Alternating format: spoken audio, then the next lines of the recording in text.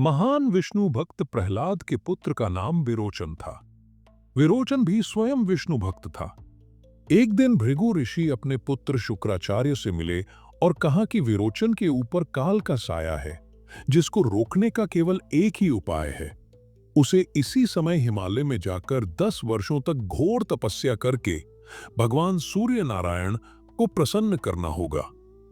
अपने गुरु शुक्राचार्य की आज्ञा लेकर विरोचन ने सूर्य देव को प्रसन्न किया और वरदान में सूर्य देव ने विरोचन को एक मणि जड़ित मुकुट दिया और कहा, जब तक ये मुकुट तुम्हारे सिर पर रहेगा तब तक मृत्यु तुम्हारे निकट भी नहीं आ सकती।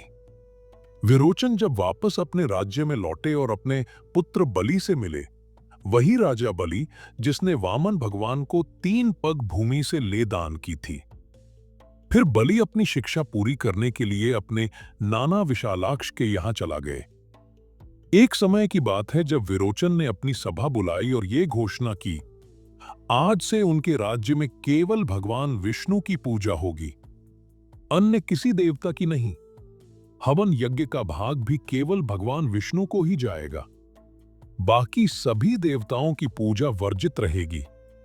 जब यह समाचार देवराज इंद्र को पता चला तो वे क्रोध से तिलमिला उठे और उन्होंने सभी देवताओं को बुलाकर कहा, यदि विरोचन ने अपना निर्णय नहीं बदला तो मैं उसका वध कर दूंगा। परंतु विरोचन अपने फैसले पर अडिग रहे। एक दिन जब कामरूप देश से बलि के गुरुदक्षिणा समारोह का निमंत्रण आया तो विरोचन और उनकी पत्नी विशालाक्षी दोनों अकेले अपने रथ से जा रहे थे। तब रास्ते में उन्हें प्यास लगी। बहुत दूर जाने के बाद उन्हें एक कुटिया दिखाई दी। वहां 2 ऋषि थे। वे ऋषि कोई और नहीं, देवराज इंद्र और उनका शिष्य मलय केतु था। ऋषि वेश में देवराज इंद्र ने उन्हें पानी में नशीला पदार्थ मिलाकर बेहोश कर दिया और सूर्यदेव से प्राप्त किया हुआ मुकुट छीन लिया। जब विरोचन और विशालाक्षी को होश आया तो देवराज इंद्र ने विरोचन को युद्ध के लिए ललकारा, जिसमें विरोचन की मृत्यु हो गई और देवराज इंद्र ने अग्नि से विरोचन के पार्थिव शरीर को भी जला दिया, ताकि दैत्य गुरु शुक्राचार्य अपनी मृत संजीवनी विद्या से पुनः विरोचन जीवित न कर दे। जब बलि को यह पता चला कि देवताओं के राजा इंद्र ने उनके पिता की इस प्रकार हत्या कर दी है, वो तुरंत अपने नाना से आज्ञा लेकर देवलोक पहुंच गया और इंद्र व अन्य देवताओं को युद्ध के लिए ललकारा, जिसमें देवताओं ने बलि का वध कर दिया।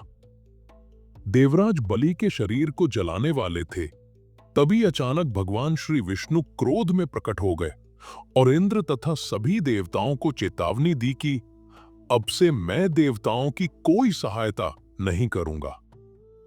देवताओं में इतना अहंकार कि उन्होंने केवल पूजा के लिए विरोचन और उसके पुत्र बलि का वध कर दिया। मैं सभी देवताओं से दुखी हूं। तब सभी देवगण श्री विष्णु से क्षमा याचना करने लगे। तत्पश्चात देवताओं ने बलि के पार्थिव शरीर को बलि की माता विशालाक्षी और दैत्य गुरु शुक्राचार्य को सौंप दिया। गुरु शुक्राचार्य ने मृत संजीवनी विद्या से बलि को जीवित कर दिया और असुर लोक का राजा बनाकर राज्याभिषेक कर दिया।